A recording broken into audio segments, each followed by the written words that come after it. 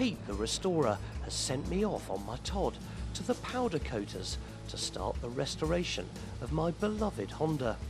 Darren. Hi, Henry. Hello, mate. How you doing? Peter's told you that I'm coming. He has. Now look, right. Box of bits. That's the box of bits and there's the frame. Wonderful. To me, that looks pretty ropey. It is, unfortunately. What? It's very corroded. Is that very bad? Well, we're going to certainly sort it out. So what's the process then? What I'm going to do with this first, just make sure that we've got nothing in there that can be damaged by blasting. And I'm going to stick it in a room. Yeah. And we're going to shot blast it and get So rid of you all shoot it with stuff? I'll shoot it with Banbury garnet. You end up with stuff like this? After it's been blasted, and then it gets powdered, hung on a hook and put into an oven, and then the powder's applied and it's baked on and it liquefies and gives you that protective coating. First thing to do then is take the frame to the blast room. Right. You didn't tell me that. No, Hello, there's mate. Thomas the Blaster. Hello, Thomas the Blaster. I'm Henry. How you doing?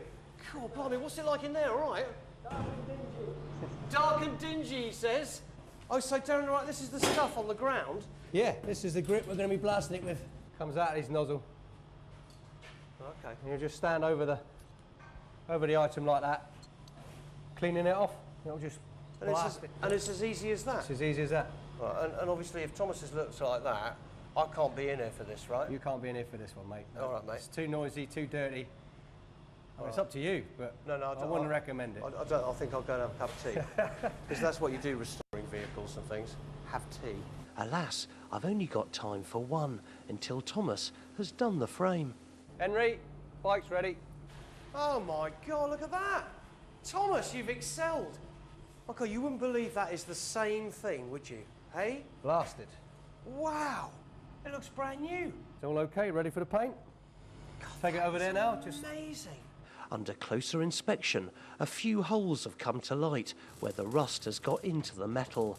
Those are quickly welded up and made good. So after blast, any repairs are now being carried out. We're going to prepare it now for painting. Because it's been shot blasted, it leaves an etch profile to it. Right. And we need it as smooth as we can possibly get it, just so the paint lays nice and flat. All it takes is a careful once-over with some sandpaper. Then the frame is heated up in an oven for 5 minutes. Lee then electrostatically applies an anti-rust inhibitor. All right, so it's coming back out now. It's going to go back in the oven and then come out and get powder coated. It only cooks for a couple of minutes to allow the inhibitor to set. Then the frame comes out again and the powder coating can begin. Like the anti-rust, the black powder is applied electrostatically, so the particles again stick to the frame. I'm having it done gloss black, as per the original bike, but the sky's the limit when it comes to colour options. I'm just amazed that the principle is so simple. It is, and it's a great process. And it takes such a short space of time. Right, exactly. Yeah, it's very clever, very clever. It is clever, amazing. All right, so basically, Lee finishes off, right? Yeah. And then it goes back into the cooker for 10 minutes. That's the one that's got to be baked on now for 10 minutes, and it'll cure those two powders together, rock solid, and that's it. And that's it. And that's it. Just build your bike back up onto your frame. Wonderful. Another 10 minutes back in the oven, and hey presto. Oh my word. That is fantastic. Red hot. Please do not touch. I will not touch it, I promise you, Darren. That's incredible. How long has that taken? What, a couple of hours? Yep, start to finish. And it came in here, an old wrecker, and look at it now, it looks brand new. Tell you what, Darren, you're a magician, mate. Your tea's bad, but you're a magician.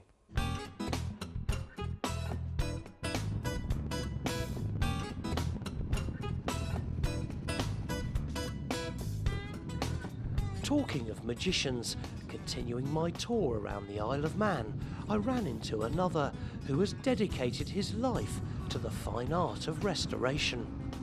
Now, the Isle of Man may be the home of the greatest motorcycle road race on earth, but it's also home to one of the finest collections of vintage motorcycles. Here in Kirkmichael, businessman Tony East has spent his retirement amassing one of the finest collections of vintage and classic motorcycles I've ever seen. But not only does Tony collect the bikes, He and a couple of his mates have restored nearly every one. At the last count, there were over 100 bikes here, but Tony will never feel enough is enough. He continually has 5 or 6 in restoration at any one time. It's just something that I love doing, and now that I don't officially work, you know, in retirement, if you're not careful, you go home, you stop work, you sit down, you die. That'll never happen to me.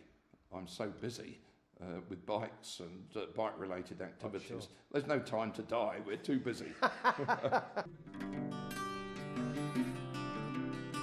You can spend a lifetime here, feasting your eyes on some of the finest examples of British motorcycle engineering, and sometimes rather eccentric design like the Hesketh. But wherever you look, there are icons like the legendary Manx Nortons, countless BSAs, Triumphs, and even lesser-known marks like the Calthorpe. It's quite an astonishing collection, but unlike other museums, these bikes are actually ridden. Do you have one particular favourite here? Yes. I'm sure people... Oh, you do? Yeah. Which one's that? Somebody said to me the other day, if the place caught fire, which would you take out?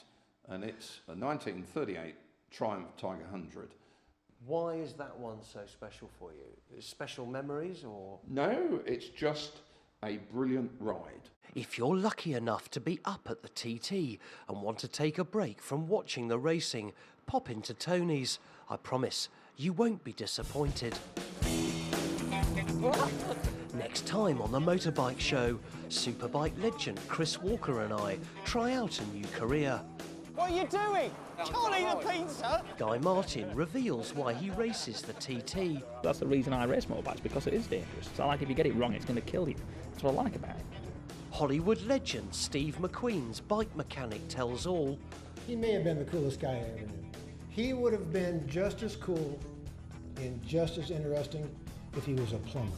And the pressures of the bike restoration are getting to me. What's happened? Go on, you've missed it, it's there. Nice.